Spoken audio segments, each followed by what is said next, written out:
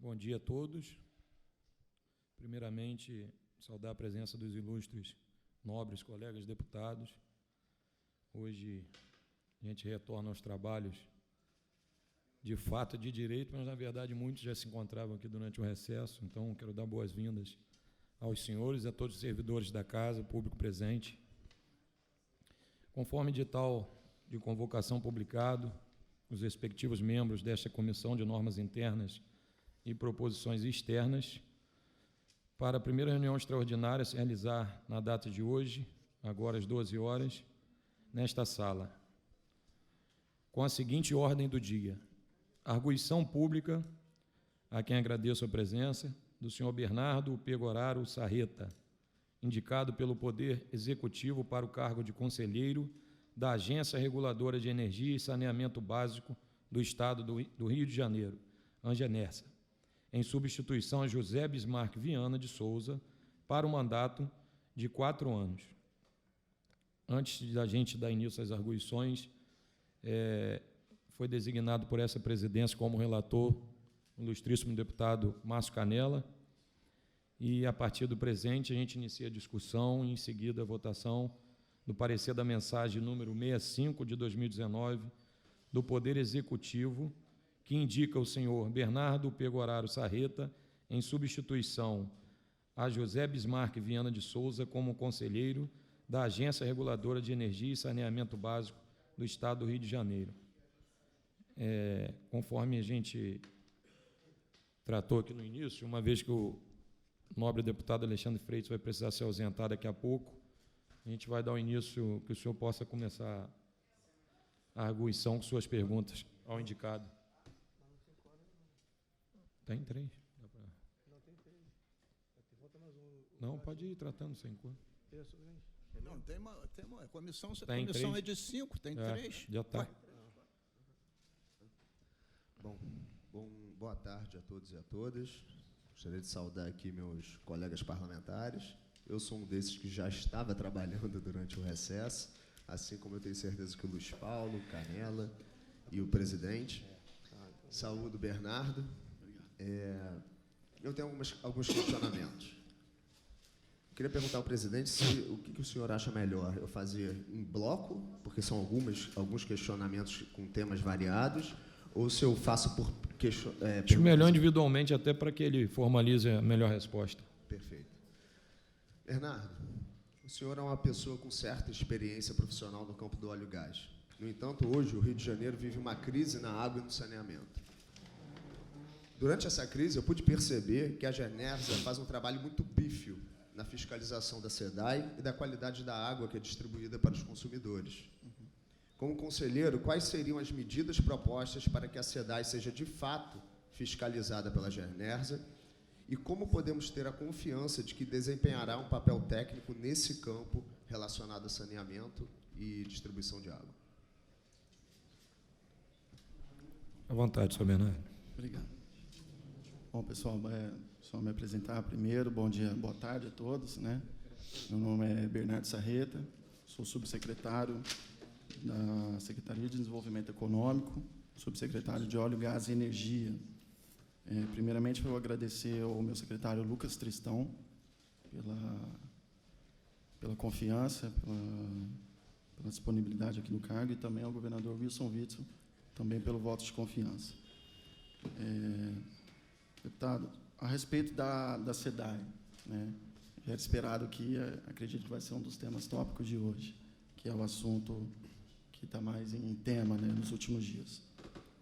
Com relação à qualidade, a Agenersa ela faz a notificação aos órgãos ambientais, né? Então, com relação à qualidade da água, não fica em si com a agência reguladora, né?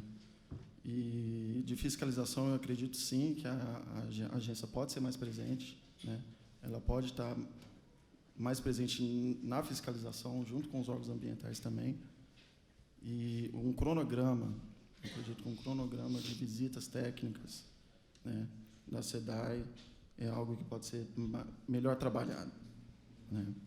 Sei também que a agência ela tem aplicado multas à SEDAI também, e tem alguns processos internos que estão acontecendo nos últimos problemas que têm acontecido. Bom, a SEDAI caminha para ser privatizada. Qual o seu entendimento sobre esse processo e sobre a transição do modelo com a entrada de mais agentes privados que estarão sob a regulação da Genersa? E, na sua opinião, qual a sua opinião sobre a privatização da distribuição e da captação? Porque existe um debate se seria feito só apenas a distribuição e deixando a captação para o poder público, que digo logo de cara que eu discordo, e os eventos presentes deixam muito claro que esse modelo atual é muito ruim para o consumidor. Então, gostaria de saber a sua opinião sobre a privatização da distribuição e da captação da água também. Okay.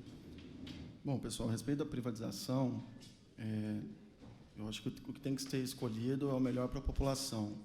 Se a privatização for a resposta para a melhora da qualidade do serviço prestado, acho que esse pode ser um caminho, né? Mas o principal tema a respeito da privatização, ele é um tema do governador, do governo do Estado, mas eu acho que o que tem que ser oferecido é a melhor qualidade do serviço, né? Dos últimos problemas que têm acontecido, é evidente que o serviço não está sendo bem prestado. E a população, não é justo a população pagar por um serviço que não está sendo feito, não está sendo bem feito, né? E se a privatização é a resposta para esses problemas atuais, né, então que seja feito. Agora, sobre o mercado de gás. No seu entendimento, quais seriam as medidas que viabilizariam a abertura do mercado de gás no estado do Rio de Janeiro? E qual o seu entendimento no atual contrato vigente entre o governo do estado e a distribuidora SEG? Vamos lá, do gás.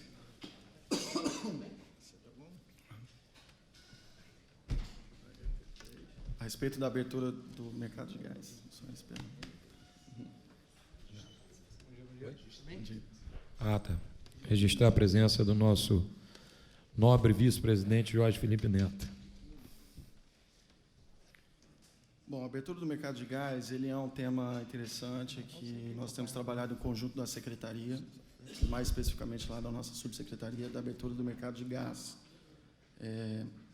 Esse é um tema muito importante, que é um trabalho em conjunto com a Genersa, né, que a gente tem debatido os termos do agente livre, do consumidor e do autoprodutor e consumidor, né, onde vai ser possível uma redução das tarifas de gás, né, construção dos dutos, e, com isso, uma nova onda de industrialização no Estado, né. Então, a respeito dessa, o secretário ele tem dito muito isso, nós temos que criar a demanda de gás no Estado, né. Tem o gás do pré-sal, né, que nos próximos anos vai crescer muito, e nós temos que criar essa demanda aqui no Estado, senão ele também vai para os outros estados. Então, a abertura do mercado de gás ele é um ponto importante. Nós temos que criar as demandas aqui no Estado, com novas termoelétricas, né, trazer as rotas de gás, né, Rota 1, Rota 2, Rota 3 que está finalizando no Compeg.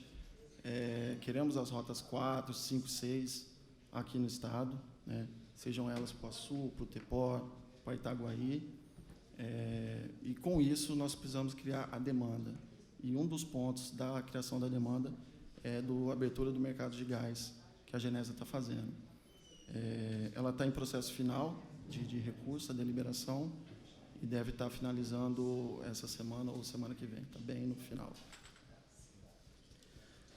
Existe algum mecanismo regulatório previsto no contrato de distribuição de gás canalizado que permita à agência reguladora cobrar um fator de ganho de deficiência das concessionárias SEG e SEG Rio?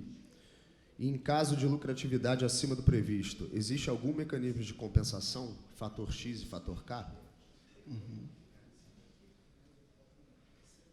Ok. Bom, um outro ponto importante também que está acontecendo relacionado ao gás, né, é que a agência está finalizando a revisão quinquenal, deve estar finalizando provavelmente em abril, né. Então, a agência ela tem sim os seus índices de perdas, não só a de gás, como a agência de água, como a de energia elétrica também. E normalmente não deveria ser repassado ao consumidor, como, por exemplo, acontece na energia elétrica. E nessa nova deliberação e também na nova revisão quinquenal do fator K, agora eu não tenho certeza se ele está entrando nessa nova revisão quinquenal para ter a redução, né? O secretário ele tem aberto também, recentemente, que com esses dois modelos da deliberação e da nova revisão quinquenal, nós esperamos uma diminuição do preço de gás daqui do Estado, né?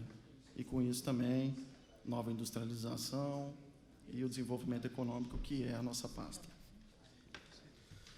Na matéria vinculada no J, de 23/1/2020, vários problemas foram apontados sobre o terceiro termo aditivo do contrato das concessionárias SEG e SEG Rio. Você tem conhecimento sobre o assunto? Ele foi abordado durante a sua passagem como subsecretário? O senhor é a favor da outorga compensatória? Como esse modelo vai impactar no preço da tarifa para o consumidor?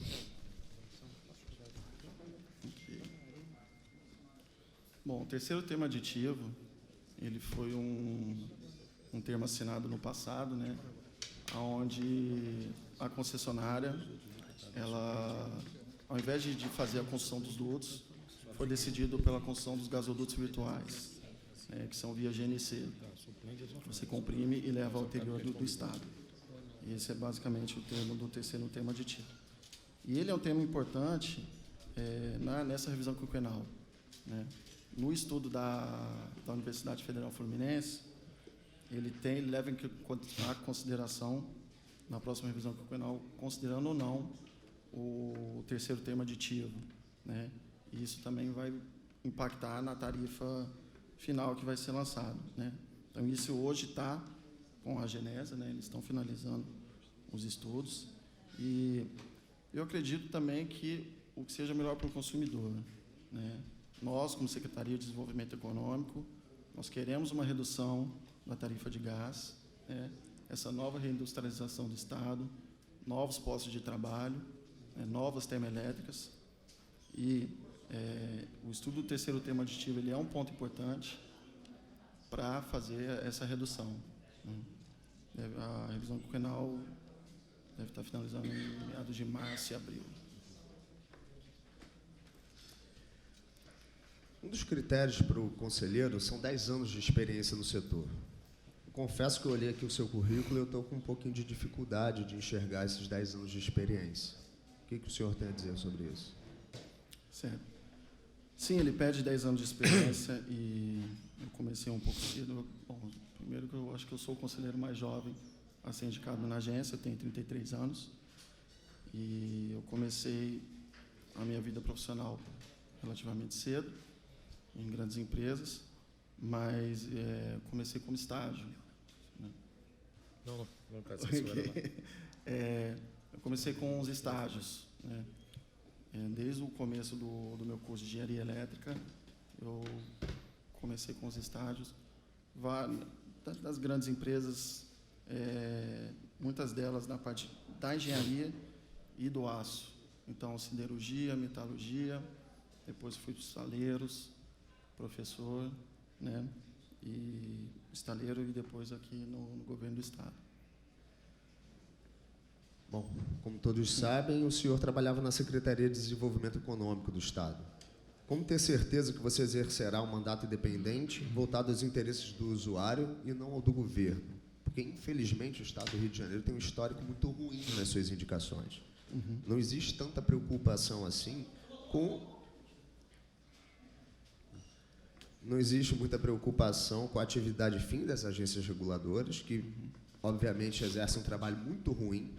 Então, por que nós, aqui do Parlamento, devemos acreditar que o senhor vai exercer um mandato independente e não vai estar lá apenas para seguir as diretrizes do secretário Tristão, por exemplo, que é conhecido seu, do Espírito Santo? Então, por que a gente teria essa segurança? Legal. A independência das agências reguladoras é um ponto muito importante. Cadê o ponto? Né? Vou fazer um link rápido junto com o programa que a gente está fazendo com a ANEEL, né? E eles prezam muito isso, essa independência, né? Hoje a Genesa ela está dentro da Secretaria de Desenvolvimento Econômico, né? Muito por essa parte do gás a gente faz um bom trabalho, mas sim a independência da agência, né? Econômica e financeira ela já tem, é muito importante, ela precisa caminhar sozinha, né? A gente respeita muito hoje a agência, dos prazos, dos trabalhos que eles têm, né? Embora a gente trabalhe muito, mas ela tem sim a sua independência.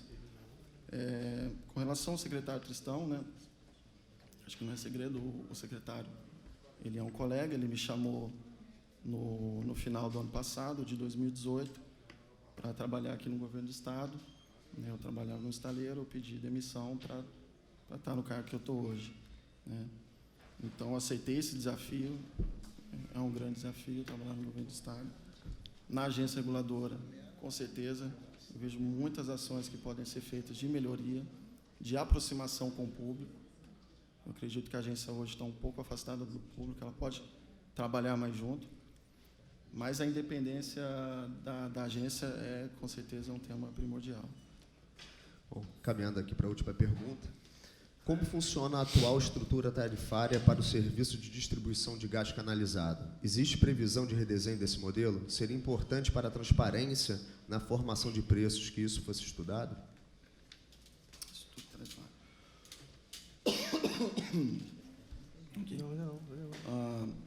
Sobre a estrutura tarifária, sim, ele sofre as suas modificações, né? Como eu já havia comentado, nós estamos no processo de revisão quinquenal, finalizando, né? Estamos esperando, sim, uma diminuição no custo do gás. Temos as deliberações em andamento também, né? A criação dos agentes livre, consumidor e autoprodutor, com as tarifas diferenciadas, TUG, TUGE e TUG termoelétrica, né? Esses são os novos modelos que estão caminhando, né? Esse é um governo que nasceu pelo governo federal. O Rio de Janeiro ele está sendo pioneiro, né?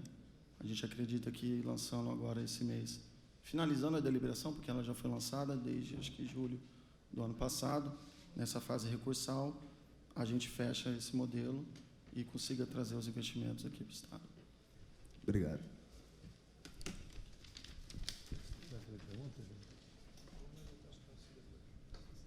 Senhor relator, deputado Márcio Canela, tem perguntas? Tem algumas. Fica à vontade. Rapidamente. Boa tarde, senhor presidente. Boa tarde a todos que nos acompanham. Boa tarde. Boa tarde, senhor Bernardo. Pegoraro. Sarreta. Eu tenho algumas perguntas, eu tenho algumas dúvidas, algumas questões.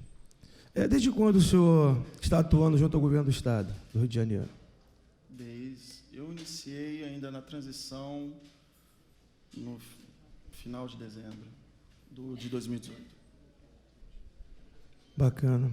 Qual é a sua experiência em gestão pública antes do atual no Estado do Rio de Janeiro? Gestão pública é a minha primeira experiência. Iniciei como superintendente de energia e, posteriormente, para o cargo de subsecretário. Bacana. Por quanto tempo o senhor trabalhou no estaleiro? Jurong Aracruz. Jurong Aracruz. É um nome... Nome difícil. Ele é de Singapura. Estaleiro Jurong Aracruz. Fica situado no Espírito Santo, na Serra de Aracruz. Aproximadamente 5 anos, seria 4 anos e 11 meses. O senhor já começou lá como engenheiro no estaleiro ou foi progredindo de função? Eu comecei por um processo de trainee, né? Foi o primeiro processo de trainee lá do estaleiro. Ele durou aproximadamente 1 ano também, onde os engenheiros eles foram para Singapura para aprender sobre a cultura do estaleiro e sobre a construção naval. E depois no estaleiro eu fui mudando aos poucos de cargo. Inicialmente era da produção mesmo, mexi uma boa parte na estrutura de casco, bem técnico. Depois eu atuei mais forte na segurança do trabalho, na parte de energia elétrica. Eu era o responsável técnico do estaleiro Jurong e pela parte elétrica. Eu tinha uma RT, então toda a parte elétrica do estaleiro ficava comigo. Bacana. E quais foram os trabalhos exercidos no estaleiro que tem a conexão direta com a Genesa ou com o poder público? Ok.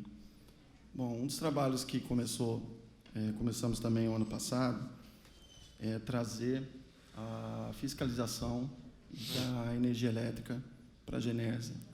Esse é um pleito antigo, né? Ele surgiu aqui da CPI da casa, a gente trabalhou juntos no final, em que nós vamos conseguir trazer a fiscalização das concessionárias, não do consumidor final, mas das concessionárias Enel, Light e Energisa, para a Genesa. Então, essa seria a principal ligação, trazer a fiscalização de energia elétrica, né, para a Genesa. Mudar agora para a SEDAI. Qual a sua visão sobre o sucateamento da SEDAI e o baixo nível de tratamento de água distribuído pela empresa? Qual a tua visão sobre isso? Legal. Olha, eu acredito, a SEDAI ela publicou recentemente um grande volume de investimentos para os próximos anos, né? Eu acredito que algum desses investimentos eles poderiam ter feito no passado, eles acabaram eclodindo aqui justamente com os problemas que nós estamos evidenciando hoje, né? Eles poderiam ser mais bem distribuídos ao longo dos anos. Você sabe dizer quais fatores podem ter contribuído para o problema na instalação do Rio Guandu? Você tem alguma ideia da dimensão do problema em se distribuir bilhões de litros de água contaminada para a população? Tu tem a dimensão do problema? Sim, claro. Bom, está muito aparente, né? Muito bem noticiado na televisão. Só a gente praticamente ligar a televisão de manhã que a gente consegue uma gama de informações. Bom, são milhões de pessoas que estão recebendo essa água com gosto, né, e o cheiro estranho, a partir do Rio Guandu. O que eu acredito é que deve ser feito um melhor trabalho na questão do esgotamento sanitário, né? A parte de captação da água da SEDAI, né, hoje ela recebe uma água com uma qualidade muito ruim. Então, talvez os investimentos no esgotamento sanitário sejam uma melhor solução, né? E talvez os estudos seja até um pouco mais barato do que investir tanto na estação, né, na maior do mundo. O senhor, como pretenso candidato à agência, à Genesa, o senhor já visitou o Rio Guandu alguma vez? Não, nunca visitei. Nunca visitou para ver o problema, essa crise? Não. Nunca foi, né? A questão das visitas, né, porque hoje ainda sou subsecretário, né, então nós exercemos ainda os trabalhos de subsecretaria, né. Ontem mesmo a gente estava visitando os estaleiros, e então do meu foco mais óleo, gás e energia. Eu tenho uma pergunta importante aqui, que eu acabei pulando. Além da sua experiência no atual governo, qual é a conexão da sua atividade profissionais com o setor público de energia e água nos anos anteriores? O senhor teve alguma experiência, não? Antes do governo do Estado? Isso. Não, era puramente técnico nas empresas. Não, então, o senhor afirma aqui que o senhor não tem experiência nenhuma com o setor público vinculado à energia e água nos anos anteriores? Não, no setor público não. E particular? Não, eu era o responsável técnico, por exemplo, igual eu comentei, do estaleiro da parte elétrica, né? A RT da eletricidade do estaleiro ficava em meu nome. O senhor tem conhecimento quantos municípios do estado do Rio de Janeiro possuem gás canalizado? O senhor já fez esse levantamento, não?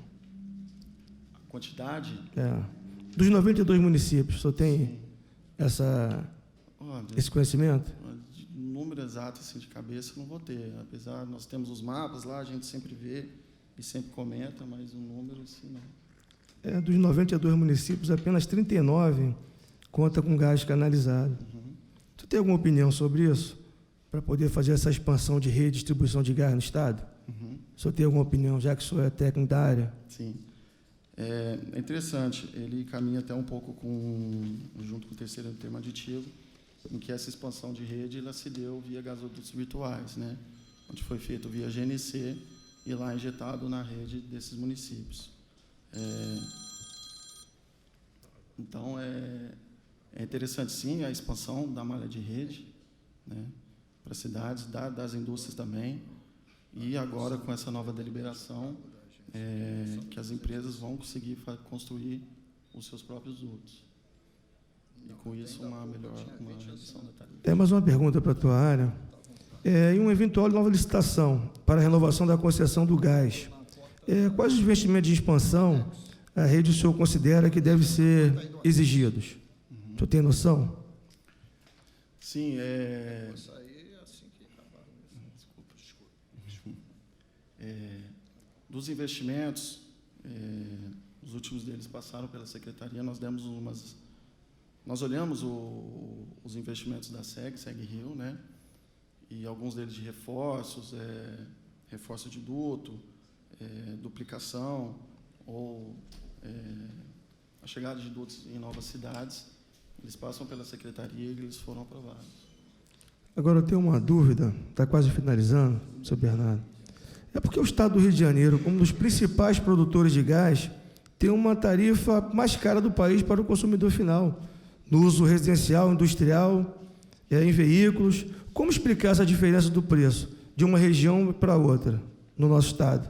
O senhor tem essa avaliação? Sim, perfeito. Aí entra um pouco do trabalho da secretaria. Que é a sua área lá. Isso. Dessa redução da tarifa de gás, o quanto isso é importante, né?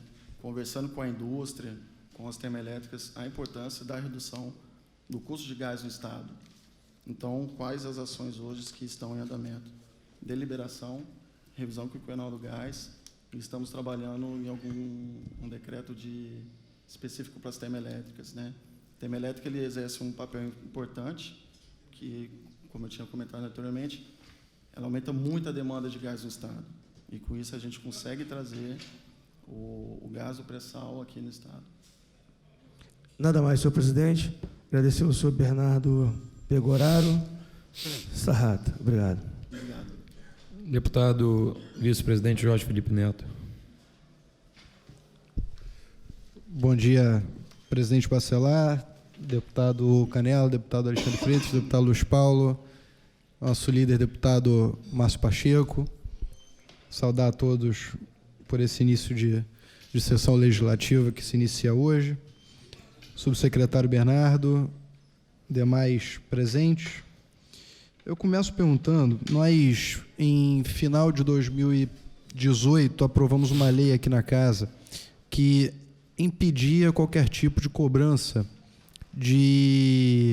por estimativa nas contas de água, uma lei, inclusive, do presidente André Siciliano, e corre na Genersa, inclusive tive a oportunidade de ajudar aí na audiência pública, fizemos aqui na nossa CPI da conta d'água, o processo de regulação para que a tarifa de consumo mínimo da SEDAI, tanto para empresas quanto para residências, seja diminuído.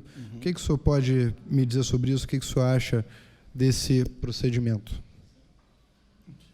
Tarifa de consumo mínimo.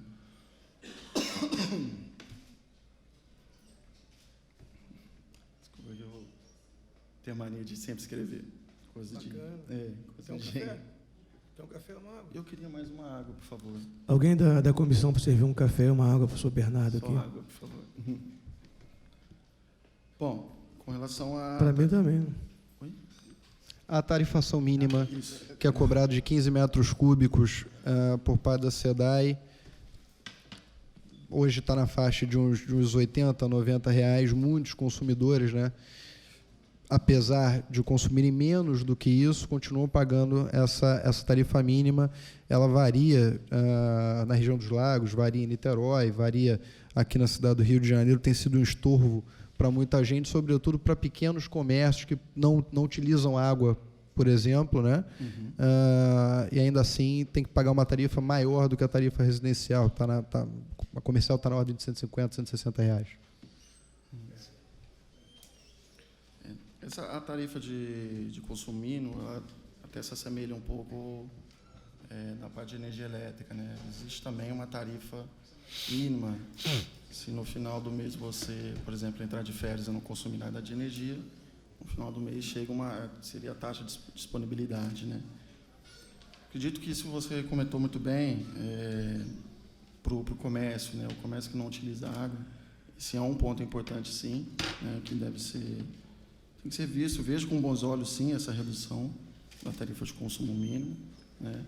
Porque os consumidores, se estão abaixo do que realmente estão consumindo, eles devem pagar menos por isso, né? 2. A energia solar, a fotovoltaica, né? É barata, é renovável, o setor vem empregando dezenas de pessoas diariamente, vem crescendo muito nos últimos tempos. O que o senhor pode nos falar com relação à atuação da Genersa, principalmente face, inclusive, o convênio, que também de uma CPI que participamos, está para ser ou já foi assinado com a ANEEL, o convênio de fiscalização. Uhum. O que o senhor pode nos dizer sobre as cobranças indevidas por parte das concessionárias em face dos consumidores que geram essa boa energia? Só para dar um exemplo, a tarifa de uso dos sistemas elétricos de distribuição tem sido cobrada pela Light, a Enel, até onde eu tenho ciência, não tem feito, mas essa é uma das reclamações. Tem também reclamações, dezenas de processos judiciais com relação ao não desconto na conta de energia elétrica desses consumidores que fazem a sua própria geração daquilo que produzem em quilowatt-hora.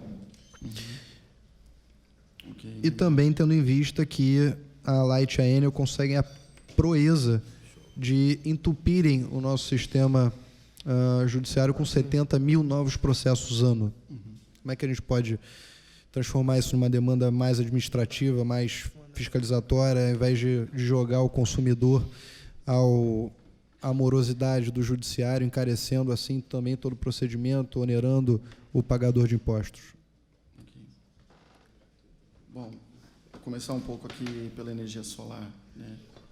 A energia solar, ela vem crescendo exponencialmente aqui no país, né? O estado do Rio de Janeiro, ele tem um mapa solar disponível, gratuito, né? Está na internet, só procurar mapa solar do Rio de Janeiro, onde tem mapeado todo o potencial do estado, né? Temos também o mapa solar da cidade do Rio de Janeiro, onde está mapeado todos os telhados da cidade e o seu potencial em quilowatts. Então, é um dos trabalhos da nossa secretaria,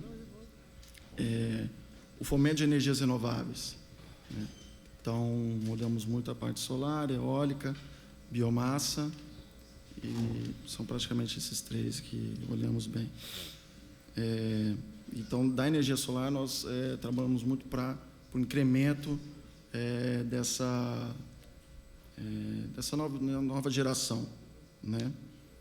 Sim, Light e Enel, ele tem um volume de processo muito grande, né? O Procon já se manifestou uma vez, não sei se é campeão, mas é um dos campeões, acredito que é a Light, né? E com relação a respeito da qualidade do serviço, né, ele tem deixado um pouco a desejar. O que dá para fazer com isso na Genersa? É o trabalho que se iniciou ano passado da fiscalização das concessionárias. Light, Enel e Energisa também, um pouco menor, para a Genersa. Esse é um pleito muito antigo aqui da casa, e eles são por 3 etapas. O convênio de interesses, nós assinamos no agosto do ano passado, né? Iniciamos as tratativas para a Genersa conseguir receber essa fiscalização de energia elétrica. Então, uma delas foi a mudança da lei da criação da Genersa, com a ajuda da casa, dos senhores. A segunda é uma mudança do decreto que rege a lei de criação da Genersa, também já fizemos. E a terceira é uma mudança do regimento interno, já finalizamos, deve estar para publicação. Finalizando esse ponto, voltamos às tratativas com a ANEEL, vai ser analisado juridicamente, E aí nós vamos assinar o convênio de interesses. Né? Desculpa, é o convênio de cooperação. Então, finalizado o convênio de cooperação, aí a agência entra para fazer a assinatura do contrato de metas. E nele, a agência vai definir se ela vai, quais pontos ela vai pegar, quais pontos ela vai fazer a fiscalização. Então, é possível fazer a fiscalização da geração de energia elétrica, como, por exemplo, a energia solar, da distribuição, que acho que é o maior pleito, né? Se conseguimos aumentar a fiscalização das concessionárias na distribuição de energia elétrica, né? Analisar melhor os índices de DEC/FEC, as perdas aqui no Estado, que são muito grandes, é um trabalho que a gente espera que consiga finalizar o processo e começar esse ano. Analisar também a questão financeira, é outro ponto que dá para trazer, e ouvidoria também, é um outro trabalho. Ok. Com relação às perdas não técnicas no setor elétrico do Estado do Rio de Janeiro, que são as maiores do Brasil, o que Vossa Senhoria, como subsecretário, tem feito na Secretaria de Desenvolvimento e o que pretende realizar para diminuir essa drástica, esses drásticos números aqui no Estado do Rio de Janeiro? Bom, com relação às perdas não técnicas, mas conhecido como furto de energia elétrica, né? Aqui no Estado do Rio, os índices são muito altos e todos nós pagamos a conta. A nossa tarifa de energia elétrica, uma parte dela é repassada para os consumidores. O que a Secretaria tem feito? Nós iniciamos um grupo de trabalho, junto com Firjan, FGV, Energisa, Enel, Light, e a Secretaria, ou a nossa equipe de energia, que estamos discutindo o GT da competitividade de energia elétrica. Então, nós olhamos as perdas não técnicas, a qualidade, que é o DEC/FEC, e também o ICMS.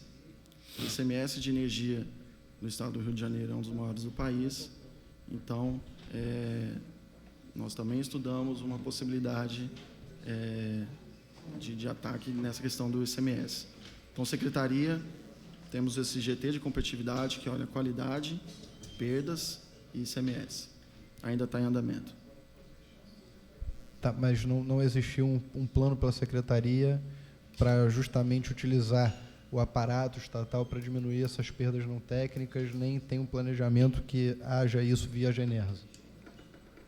O via Genersa é a descentralização da ANEEL, né? Uma maior fiscalização, sim, a gente consegue uma fiscalização mais próxima, que a gente comenta, né? Das agências estaduais. A ANEEL, ela tem muito interesse também nesse convênio. A gente tem uma conversa muito franca, que é interessante para eles. A ANEEL faz a fiscalização de todo o país.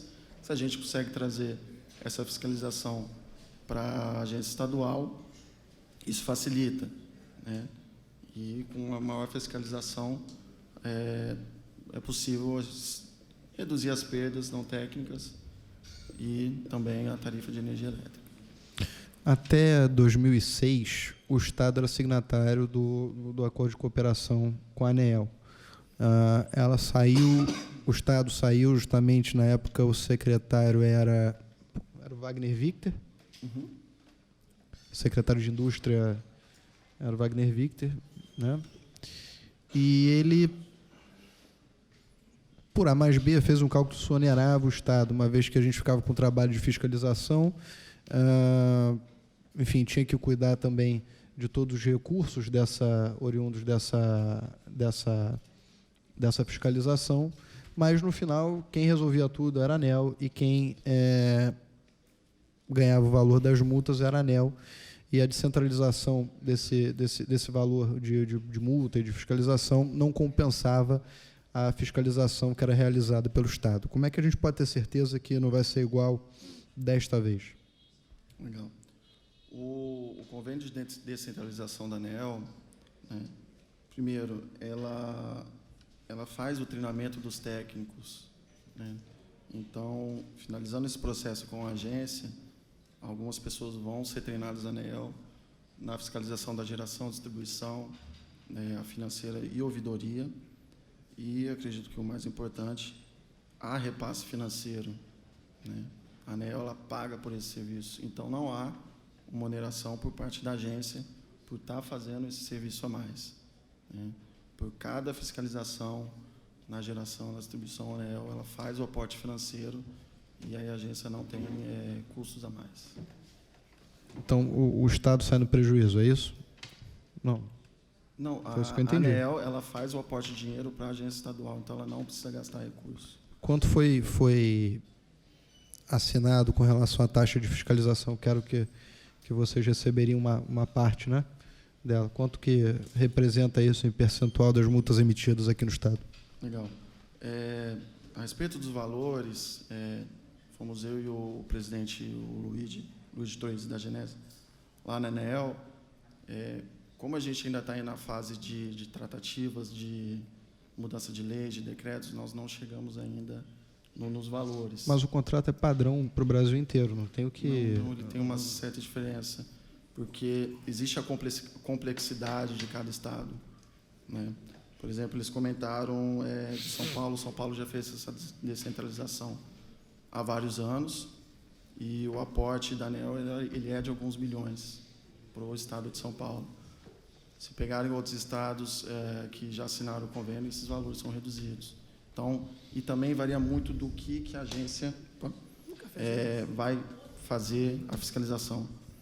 Se a agência decidir fazer só a parte de geração, você recebe só pela parte de geração.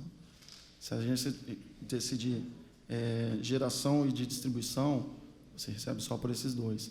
E desse também, existe um leque, ele se abre muito, e aí vai sendo decidido quais pontos a agência consegue pegar e tem interesse. Um outro ponto importante também é que esse contrato ele pode ser encerrado, né? Se a gente, finalizando esse processo, a agência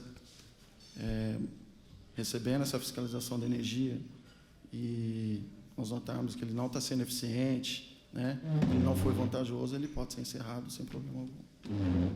Unilateralmente? Sim. Bom, com relação à energia elétrica, ok. Com relação ao saneamento, o senhor tem seu currículo todo voltado para a área de energia. O senhor é familiarizado com o setor de saneamento? Porque aí, de fato, reside algum poder da Genersa em discricionariamente melhorar o sistema, o setor de energia elétrica e gás, né? Ou você acaba caindo em competência da ANP, ou você acaba caindo na ANEEL. O que o senhor pode nos dizer com relação à sua experiência com o setor de saneamento? Certo. No saneamento, não é o meu know-how, não é a minha parte específica, né? Eu sou engenheiro eletricista, tenho também o curso de engenharia de segurança do trabalho e até, desculpa, pelo cargo na secretaria, né? Subsecretaria nossa aqui de óleo, gás e energia elétrica. E anteriormente era superintendente de energia elétrica. Então, na questão de saneamento em si, não tenho grande experiência, não trabalhei muito profundamente. Tá, mas o senhor estudou para essa sabatina algo do setor de saneamento. Claro. Então, qual a opinião do senhor com relação ao cumprimento de metas da SEDAI e também das outras concessionárias? São metas quinquenais extremamente permissivas hoje, né? E que, na minha opinião, não se adequam à necessidade urgente de saneamento básico do nosso Estado, sobretudo a fase de esgotamento sanitário, como a gente viu acabar de acontecer ali enfim, no início do ano com relação a SEDAI, esse episódio todo do tratamento de água do Guandu. O que o senhor pode nos dizer sobre as metas das concessionárias, o cumprimento delas e também o fato da gente ter um esgotamento sanitário tão discrepante em percentuais do resto do Brasil? inclusive estados extremamente pobres. Bom, vou começar um pouquinho. Sobre Águas de Jutunaíba e Prolagos, né? Eu sei que os investimentos também eles passam pela agência reguladora e são aprovados, assim como da SEDAI. Um dos pontos que eu sei que estão um pouco defasados são a questão das perdas, né, da parte de água também, né. Da SEDAI, igual nós vimos que haverá um aporte de dinheiro muito grande nos próximos anos, principalmente ali na estação do Guandu. Acredito que ele poderia ser melhor distribuído ao longo dos anos, né. E na minha opinião, na parte de esgotamento sanitário, eu acho que pode ser feito um trabalho mais intensivo que nós temos visto, né? Os números da distribuição de água, eles são bem maiores do de esgotamento sanitário. Então, há, sim, um grande trabalho a ser feito na parte de esgotamento sanitário aqui no estado do Rio de Janeiro.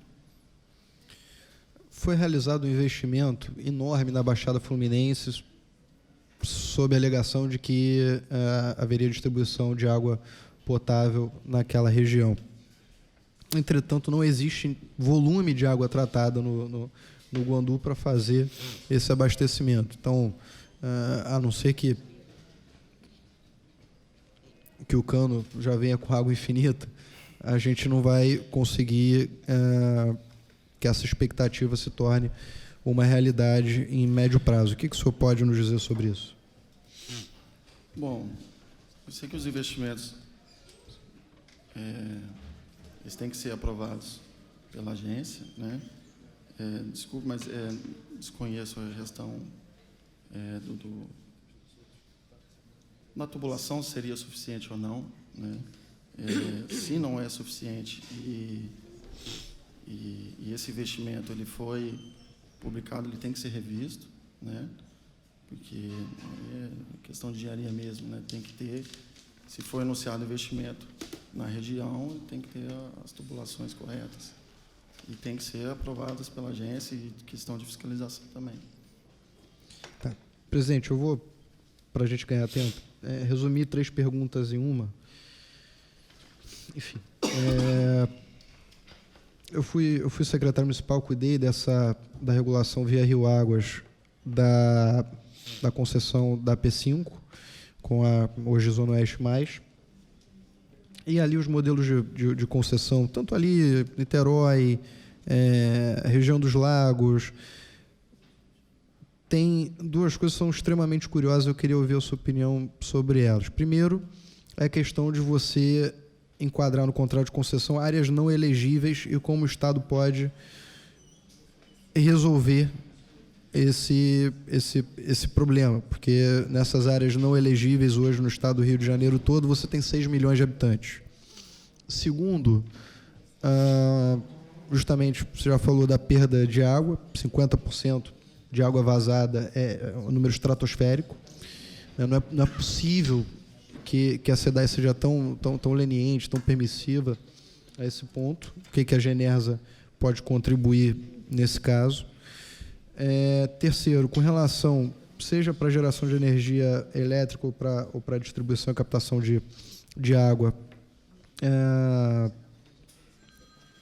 o que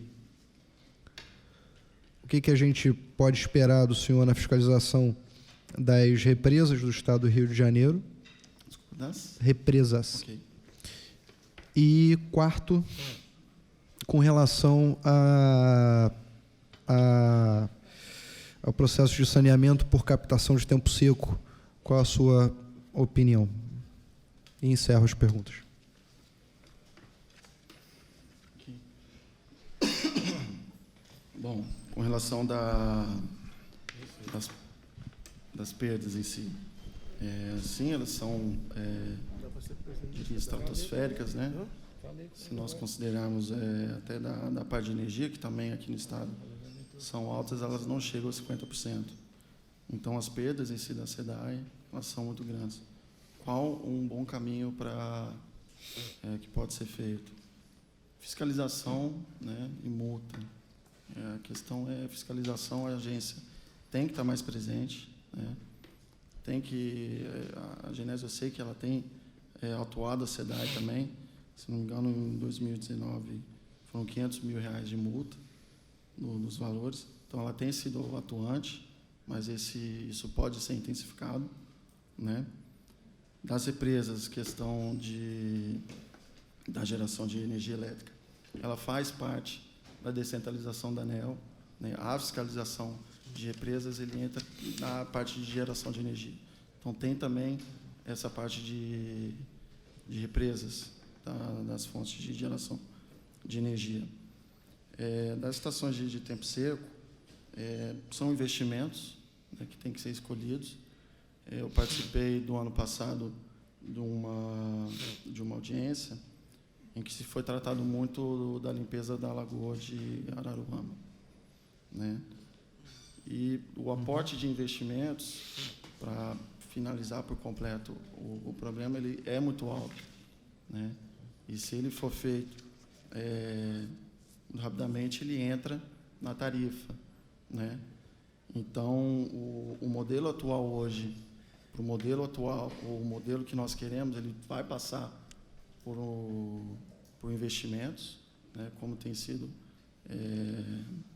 divulgado na mídia, e a Genesa, como agência, fiscalizando, verificando os investimentos e atuando em conjunto. Mas a gente pode esperar do senhor que continue, a meu ver, esse modelo equivocado e, aliás, quase esquizofrênico de manter separador absoluto em todas as cidades do Rio de Janeiro, que é um investimento muito maior. Eu venho lutando justamente para que a gente possa modelar o esgotamento como em Friburgo, como Petrópolis, que funciona muito bem em captação de tempo seco, é tão eficiente quanto, e haja vista a nossa geografia e, mais particularmente, a nossa questão demográfica e residencial, como as pessoas moram, onde elas constroem, esses investimentos não têm economia de aglomeração, então seria muito mais fácil você fazer a captação de tempo seco do que fazer separador absoluto, muito embora muitos ambientalistas, enfim, arranquem os cabelos quando eu falo isso, mas é o óbvio, é o prático, e é o que a maioria das cidades do mundo fez antes de fazer o separador absoluto. Eles foram fazendo um sistema transicional, né?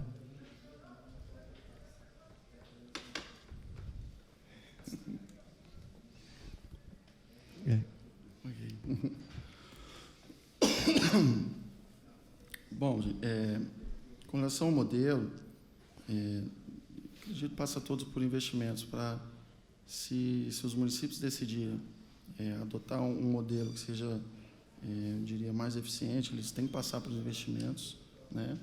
E isso vai ser onerado na tarifa. Isso vai ser visto nas revisões quinquenais de águas também, né?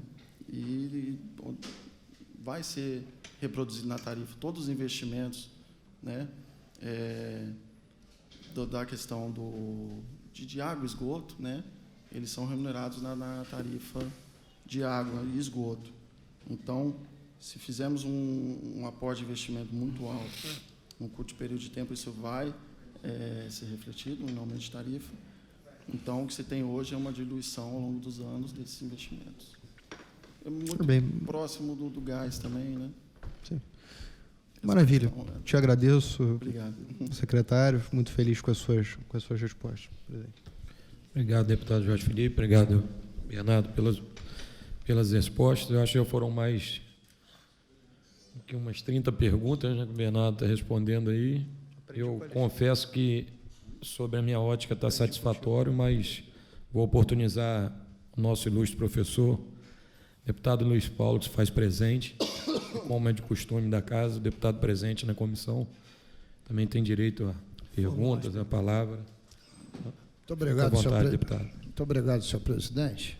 cumprimentando Vossa Excelência, deputado Márcio Canella, deputado Alexandre Freitas e o deputado Jorge Felipe Neto. Quero cumprimentar toda a comissão e saudar a vinda aqui do engenheiro Bernardo, meu colega de engenharia, ele no setor elétrico e eu na área de engenharia civil.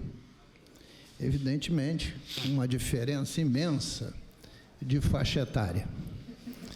Trata-se de um jovem e promissor engenheiro que guarda apenas 1 ano de experiência no serviço público e não preenche, sob hipótese alguma, o que preconiza o inciso 3º do parágrafo 1º do artigo 7º da Lei 4.556, de 2005, que afirma que os pretendentes precisam ter notável saber jurídico ou econômico ou de administração ou técnico em área específica, sujeita ao exercício do poder regulatório da Genersa e evidenciando, por experiência profissional, compatível por prazo superior a 10 anos.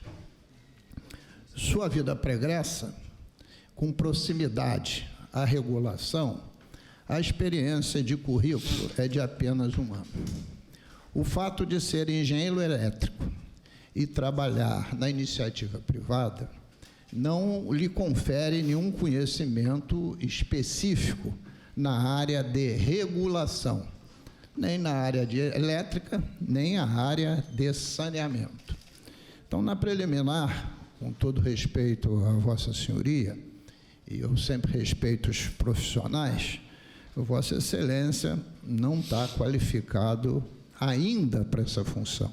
Seguramente, ao longo dos próximos anos, estará profundamente habilitado. Mas, mesmo assim, eu queria levantar algumas questões, não de especificidade, porque eu pedi para o senhor falar aqui para a SEDAI, só eu fiz quase 50 quesitos de perguntas à SEDAI sobre essa crise.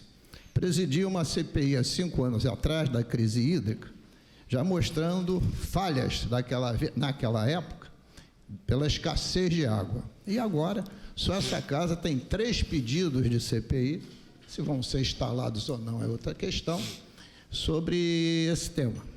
E também acho que Vossa Excelência não tem obrigação de ter conhecimento específico, mas genérico sobre regulação, sim. Então, a primeira pergunta genérica: qual é a função de uma agência reguladora? A função principal. Ok. Bom, deputado, a principal função da agência reguladora é fazer a regulação, né, dos bens, não diria bens, do que o Estado lhe confere. Por exemplo, vamos pegar o gás natural, que hoje está na mão da SEG-Rio e que, posteriormente, está como NATOS. A função da agência reguladora, né, fiscalizar os serviços prestados, né, ver se estão em conformidade com lei e normativa e, se não estiver, aplicação de multas. Bom, a agência reguladora é uma autarquia independente, sim, que está ligada no organograma à secretaria que o senhor trabalha, mas que não existe uma relação de subordinação. Sim. Guardadas as devidas proporções, é como a defensoria também está ligada ao Poder Executivo e é uma instituição absolutamente independente. A função principal da agência é ser o mediador dos conflitos entre o poder concedente, o concessionário e o usuário, e especificamente com a ótica do usuário, e fazer que os contratos sejam cumpridos mediante essas 3 vertentes. O processo de escolha dos conselheiros, essa que hoje existe definido na Lei 4.556 de 2005, esta casa já se manifestou absolutamente contrário a ele. Tanto é que aprovou, em 1º de abril de 2019, a Lei 8344 de 2019. Então, todos que estão aqui participaram e votaram. Esta lei foi um trabalho de uma comissão especial de mais de ano, com a colaboração da Fundação Getúlio Vargas, com os especialistas em regulação, da Procuradoria do Estado e tantos outros profissionais. Mas quis o governador, através da Procuradoria-Geral do Estado, porque não deseja alterar a regra do jogo, entrar com uma ação direta de inconstitucionalidade por vício de iniciativa no Tribunal de Justiça. E essa lei foi suspensa por vício formal e material. E, naquela oportunidade, essa casa expressou que queria que houvesse um chamamento público organizado por uma comissão a ser nomeada, onde seriam entregues e abertos para qualquer um do povo que tivesse todas essas condições de experiência, entregasse seus currículos.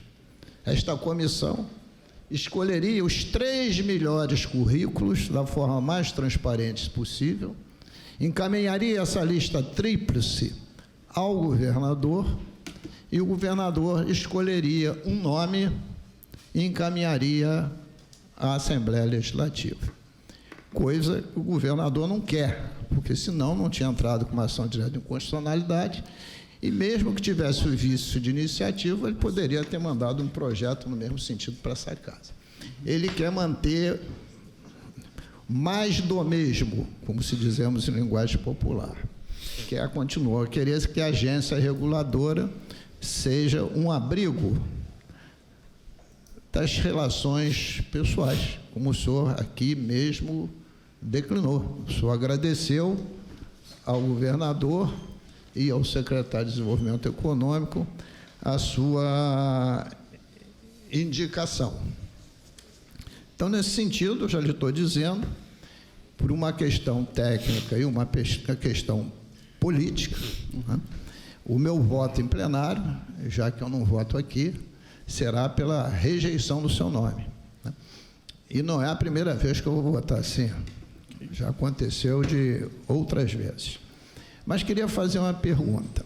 Já que nós estamos vivendo a crise da SEDAI, existe o decreto 45.344 de 2015, que estabelece as condições de relacionamento entre a Agenersa e a SEDAI para fiscalizar esta concessionária. É um decreto específico para essa concessionária.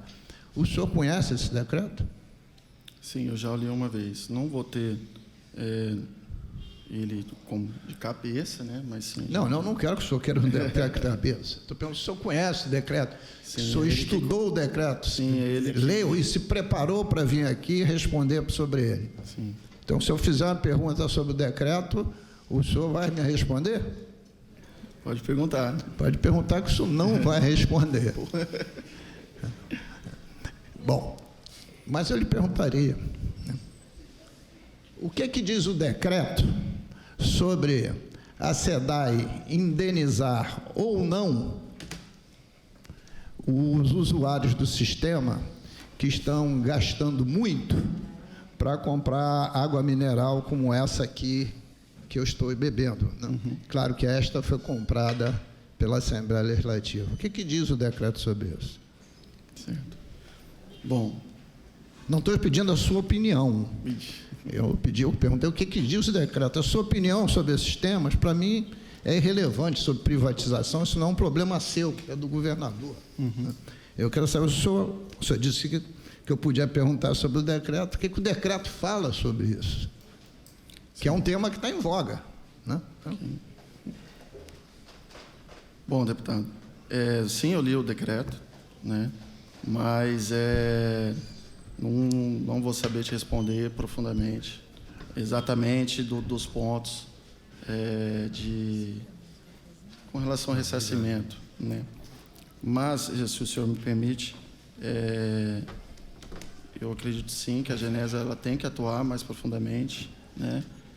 O consumidor, ele não é justo que a população hoje pague por esse serviço que não está sendo bem prestado, bem feito, né? E que a agência ela pode atuar mais conjuntamente nesses pontos, né? Para que o consumidor final não seja onerado. bom, a sua opinião é coincidente com a minha, mas o decreto diz que, evidentemente, a SEDAI tem que indenizar o usuário, tem que ressarcir os seus prejuízos por uma operação trágica que ela tenha feito, seja por caso objetivo ou caso fortuito. O decreto é claro. Eu só fiz a pergunta para o senhor se conhecia o decreto. E eu queria fazer uma última pergunta também genérica. Eu imagino, eu no lugar de Vossa Senhoria, com pouca experiência, se eu verificasse que eu seria sabatinado, eu iria pelo menos ler algum livro, e temos muitos autores, que definisse o que é o processo de regulação, né? E só aqui no estado do Rio de Janeiro eu conheço 3 autores importantes, e 2 oriundos da Procuradoria-Geral do Estado, porque o procurador do Estado aqui também escreve muito livro, né? É difícil, a defesa consistente do Estado, e não do governo, mas escrever, eles são prolixos e muito estudiosos. Eu queria saber se Vossa Excelência pode me nominar algum autor que o senhor leu especificamente sobre regulação. Agora você me pegou. Não, eu não li um livro específico sobre regulação nos últimos tempos, mas eu diria que não li de verdade. O último livro que eu li, que eu estou lendo, não é muito do tema, seria do Sun Tzu, Arte da Guerra, mas é outra coisa. É o livro hoje que eu estou lendo. Mas não li um livro específico sobre regulação dos autores. Senhor presidente, só encerrando, volto a dizer que evidencia-se que não está o pretendente, com todo o respeito que merece, acho que é um jovem professor, ele não atende o que está prescrito no inciso 3º, parágrafo 1º do artigo 7º da Lei 4.556 de 2005, e também verifico, né, que, sob o ponto de vista de regulação, ele ainda tem que, talvez, ler muito, estudar muito e se preparar melhor para quiçá, uma próxima vaga. Muito obrigado pela oportunidade, obrigado por ter respondido. Eu que agradeço, deputado Luiz Paulo. Conforme designado anteriormente como relator, deputado Márcio Canela, por favor, com o relatório. Bacana. Seu Bernardo, eu li atentamente seu currículo junto com a minha equipe técnica e chegamos a uma conclusão que eu vou ler aqui agora o meu parecer. Da Comissão de Normas Internas e Proposições Externas, a mensagem 65/2019, que indica o senhor Bernardo Pegoraro Sarreta, em substituição a José Bismarck Viana de Souza, como conselheiro da Agência Reguladora de Energia e Saneamento Básico do Estado do Rio de Janeiro, a Genersa. Relatório. Trata-se da mensagem do Poder Executivo, que indica o nome do senhor Bernardo Pegararo Sarreta como conselheiro da Genersa, em substituição a José Bismarck Viana de Souza. Parecer do relatório. Considera-se que a Lei 4.556, de 6 de junho de 2005, que criou a Agência Reguladora de Energia e Saneamento Básico do Estado do Rio de Janeiro, a Genersa. Considerando que a mensagem 6519 do excelentíssimo senhor governador, encaminhada à Assembleia Legislativa, indicando o nome para o cargo de conselheiro da mencionada agência reguladora. Considerando que o caput 7 do artigo da Lei 4556 de 2005 dispõe que os candidatos indicados pelo governo do Estado devem ter seus nomes previamente aprovados pela Assembleia Legislativa do Estado do Rio de Janeiro. Considerando que o mesmo artigo 7º, em seu parágrafo 1º e inciso, dispõe que, sobre os requisitos necessários para ocupar o cargo de conselheiro da agência reguladora, quais sejam. Aí eu vou distribuir aqui para os deputados, que eu faço citação ao parágrafo 1º e o inciso do artigo 7º da Lei 4556 de 2005, para que vocês, até para poder encurtar aqui o relatório, para que vocês acompanhem. Inciso 3º, está grifado aqui. Pode-se facilmente perceber que as exigências elencadas do dispositivo legal citado são as condições essenciais para o exercício do cargo de conselheiro da Genersa, devendo todas a serem cumpridas ao mesmo tempo para que a indicação possa ser aprovada por essa Casa. Dentre as condições exigidas, de acordo com o inciso 3º do aluído dispositivo, o pretenso conselheiro deve comprovar mais de 10 anos de experiência profissional compatível com as atribuições da agência, ou seja, mediante atuação profissional e uma área específica, sujeito ao exercício do poder da agência reguladora, a Genersa. Com efeito do artigo 2º da Lei 4556/05, ao discorrer sobre a atuação da Genersa, determina que, faço a citação do artigo 2º dos incisos da Lei 4556/05. Assim, uma leitura mais apurada do currículo apurado pelo senhor Bernardo Pegararo Sarreta, indico que o indicado pelo excelentíssimo senhor governador não preenche os requisitos da experiência profissional compatível para o superior a 10 anos, não restando qualquer evidência do cumprimento da tal exigência, sendo desnecessário qualquer debate da análise ou tio pessoal a essa comissão para alcançar essa conclusão, pois o descumprimento de qualquer requisito elencado no inciso 1º do artigo 7º da Lei 4556 inviabiliza por si só a aprovação do nome dedicado pelo Poder Executivo. Se não vejamos, muito embora não especifique o período de trabalho exercido em cada empresa ou instituição pública, dependendo-se ao mesmo exercer o cargo efetivo anterior aos governos exercido do governo do Estado apenas no estaleiro Jurong Aracruz, do qual não se detona qualquer atuação que sujeita ao exercício regulatório da Genersa, faltando, portanto, a experiência profissional compatível exigida por lei.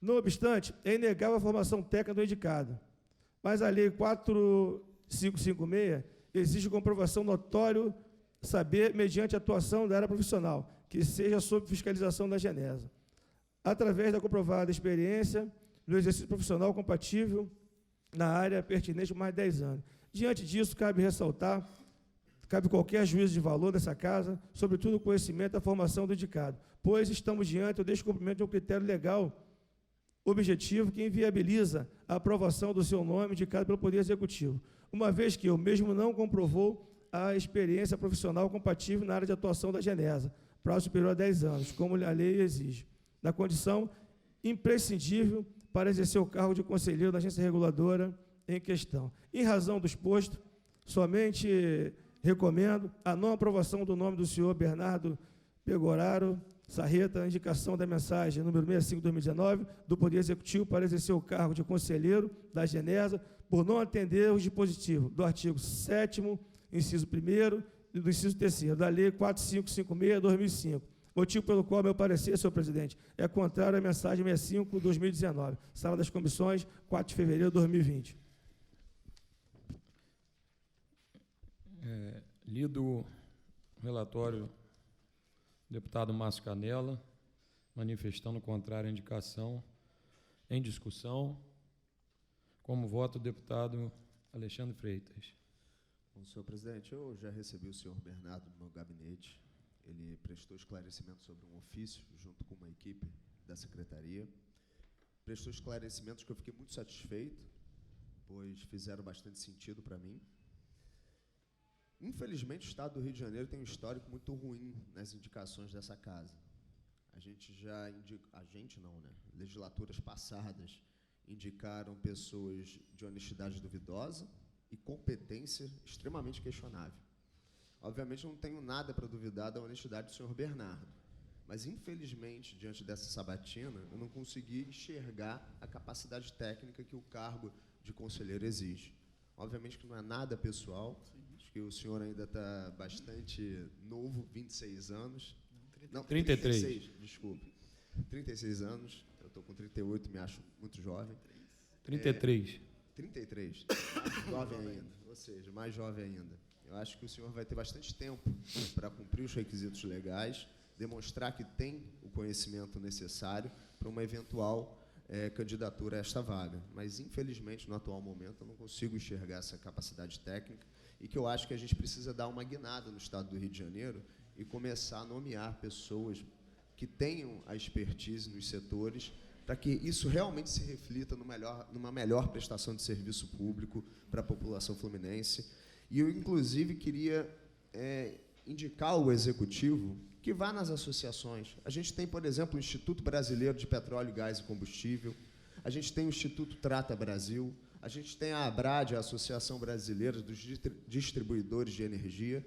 Eu acho que o Executivo deveria consultar essas associações, assim como essa casa, e eu vou oficiá-las para que elas indiquem nomes e a gente remeter esses nomes ao Executivo, para que a gente alcance uma pessoa técnica que seja competente e que realmente preste o serviço que a Genersa deveria estar prestando e que, obviamente, não vem prestando há muitos anos. Isso precisa mudar no Estado. Obrigado. Senhor Bernardo, eu... Senhor presidente, apenas pedir Sim. permissão para me retirar, cometer essa indelicadeza. Vontade, vontade. Compromisso. Você falou que tinha agenda. Não, já votou. Contrário. Eu adianto meu voto... Apenas dizendo que é favorável ao parecer do relator. Tá. Eu adianto meu voto acompanhando também o parecer de Vossa Excelência, deputado Márcio Canela, não por nada de cunho pessoal contra Vossa Senhoria, subsecretário, mas pura e simplesmente por conta do que bem preconiza o artigo 7º, da questão realmente da experiência, até pelo fato da gente, acho que o maior problema hoje no Estado do Rio de Janeiro tratar justamente de saneamento. Então, acho que um governo novo, um governo que quer mudar, requer que a gente traga quadros, é o que eu costumo falar na linguagem popular, de cabelos mais grisalhos, porque realmente é um momento de muito zelo que a gente tem que ter pelo Estado e simplesmente por esse fato. Só grisalho não, senhor presidente. Pode ser por ausência de cabelo. Pode ser também. Nada que desabone a conduta de Vossa Senhoria, tenho certeza disso, mas eu, desde o início, quando da chegada aqui da mensagem do governo, ficou claro para mim, e o primeiro ponto que a gente pegou foi a sua formação acadêmica, que foi no ano de 2013, então, se a gente fizer um lapso temporal aí, nem 10 anos se passaram, eu, naquele momento, já não precisava nem me aportar de muito mais informações, mas tenho certeza que Vossa Senhoria vem desenvolvendo um trabalho de qualidade junto à Secretaria de Desenvolvimento. Acho até que é o seu ramo, é a área que você está mais preparado, né? Então, que nesse primeiro momento você possa contribuir com a população do Estado do Rio de Janeiro na Secretaria, e quem sabe mais à frente, você tem idade para isso, né? Todos nós aqui, a maioria aqui bem novos, mas o meu voto é só por esse impedimento do que preconiza a legislação estadual. Então, estou acompanhando o parecer do eminente deputado Márcio Canela. Como vota deputado Jorge Felipe? Primeiro, presidente, só fazer um parêntese que e avisei ao deputado Alexandre Freitas que quando ele saísse ia fazer essa ressalva, que me orgulho bastante das indicações que fizemos de 2015 a 2019, tanto no âmbito da Genersa, tanto no âmbito da Getransp. É um dever, como deputado, inclusive, que votou a favor, por exemplo, do Luiz de Troise, grande profissional, do Murilo Leal, que eu sei da competência, da expertise do doutor Murilo enquanto causídico, e também do ex-deputado Tiago Mohamed, que, muito embora tenha tido uma experiência na prefeitura do Rio com relação a Getransp, desculpe, a Genersa, justamente cuidando desses processos da P4 de concessão, tem feito um grande trabalho, tem sido um dos mais técnicos e que eu posso ter alinhamento, né, de pensamento no âmbito da Genersa. Eu queria fazer essa ressalva ao deputado Alexandre Freitas, depois vou comentar com ele mais a miúde isso, uma vez que a gente não pode cair muitas vezes nessa esparrela midiática de que todas as indicações feitas pela Assembleia Legislativa foram eivadas de interesses obscuros e escusos. Não, teve gente muito boa, muito competente, que vem realizando um bom trabalho ali. Com relação a essa indicação do doutor Bernardo, doutor, eu quero dizer que enfim, gostei da oitiva do senhor, não tenho nada que o desabone. Essa questão dos 10 anos de experiência profissional é um empecilho. Acho que o senhor é novo. Às vezes, em política, a gente tem que dar um passo atrás para dar 2 à frente. A política tem muitos episódios inglórios, que não necessariamente estão no nosso controle, mas quero dizer que desejo muito sucesso a Vossa Excelência, mas, infelizmente, não vou poder corroborar a indicação de Vossa Senhoria. Eu vou acompanhar o parecer do relator. Bem, colhido todos os votos dos membros presentes, por unanimidade de 4 votos a nenhum favorável, está aprovado o parecer contrário do deputado Márcio Canella sobre a indicação do nome do senhor Bernardo Sarreta. Nada havendo mais a tratar. Presidente, posso... À vontade. Perdão, Bernardo. Bom, eu queria agradecer o tempo aqui das discussões. Acho que foram feitas perguntas muito pertinentes ao momento que o Estado está passando, né? A questão da experiência, que foi muito falado e eu já esperava, né? Se for somado todo o tempo, realmente, desde a hora quando eu comecei até hoje, tem sim os 10 anos de experiência, mas é o parecer dos senhores. E dizer que a Genersa, a secretaria continua, né? A minha indicação ela é muito para essa parte técnica, por eu ser engenheiro eletricista, e a agência está buscando, a agência e o governo do Estado, a fiscalização das concessionárias de energia elétrica. É um trabalho que vai ser feito esse ano, né?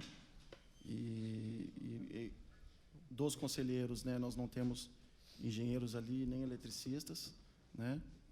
Então, dessa parte técnica, eu acredito que é algo que deva ser preenchido, não seja por mim, mas possa ser por outro conselheiro a ser indicado, e agradecer aos senhores e ao tempo aqui que nós passamos juntos. Nós que agradecemos, senhor Bernardo, e desejamos sorte na empreitada. Nada havendo mais a tratar, está encerrada a reunião.